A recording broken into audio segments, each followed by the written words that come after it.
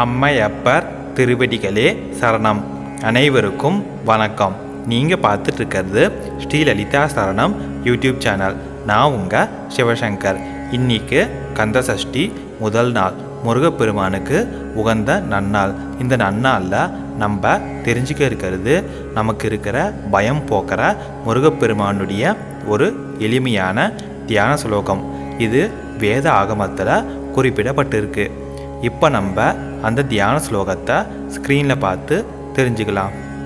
சிந்தூராருண இந்துகாந்தி வதனம் கேயூரஹாராதிபிஹி திவ்யைராபரணை விபூஷித தனும் சொர்க்காதி சௌக்கியப்பிரதம் அம்போஜாபயசக்தி குக்குடதனம் ரத்னாங்க ராகோஜ்வலம் சுப்பிரமணிய உபாஸ்மகே பிரணயிதாம் பீதிப்பிரதா சௌக்கியதம்.